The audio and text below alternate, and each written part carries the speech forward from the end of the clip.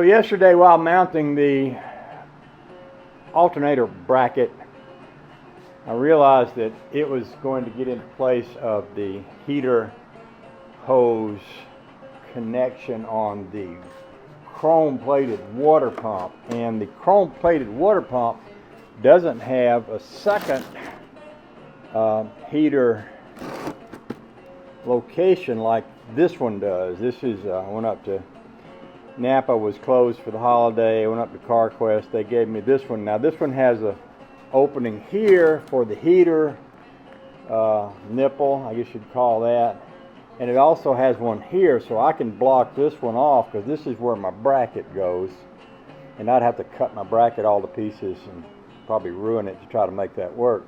But on this one I can put this little cap in there and open this one and bring my heater line. This is the line that pushes the water out to the heater, and since it's going to be in the Rambler, I'll be using that line, so I'll need that to work. So what I'm going to do first off is just undo this little plug and put that plug right in here, and then we'll put this on that, and then we'll continue the process of what we were doing before, which was mounting this alternator bracket. And some of you may not know, I mean, you may not have been watching all the videos, you might not know Chevys much, but this is an old Corvette head pre-alternator. So this head doesn't have a hole in it here where you would mount an alternator bracket, like the brackets that came along years later had a hole in the head. So because it doesn't have that hole, I have to use this piece here, which mounts over here on the exhaust manifold, to become my new alternator bracket location. So that's why I'm doing all this. Okay, so here's a little tip for you. You may not have an Allen head wrench big enough to fit that. Well, here's a 9/16 inch bolt, and that fits it. So what I can do, especially since this is a starter bolt, you couldn't turn it to loosen it because it turns in the opposite direction, but I can get a pair of vice grips on this gnarly looking part right here and then turn it like that.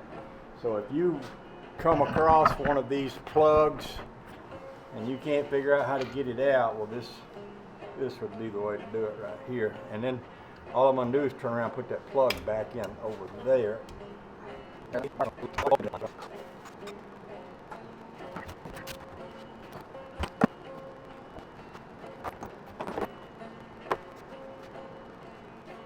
So I guess this is another tip here.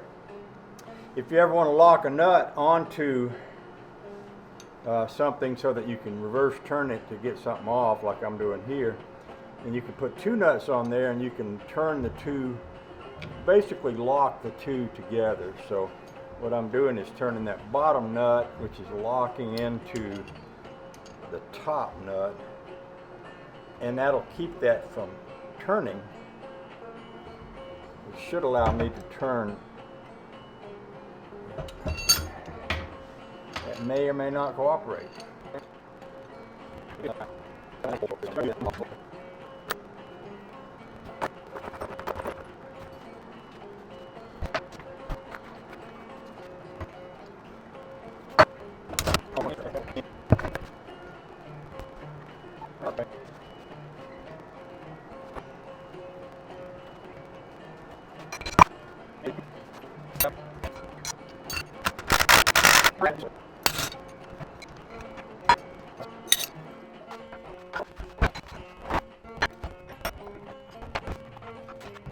Now I'm guessing somebody somewhere in a part rebuild repair plant thought this would be a pretty funny joke to play on somebody.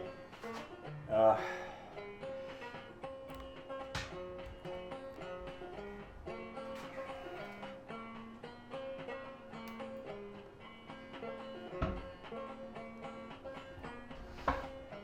I'm not laughing.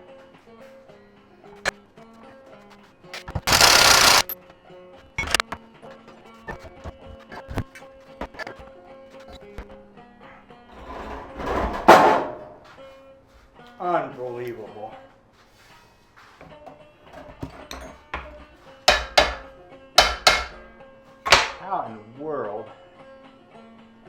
did this come to be? I'm just about to roll the whole table over just trying to turn this with this long bar. I mean, that's just crazy. That's just crazy.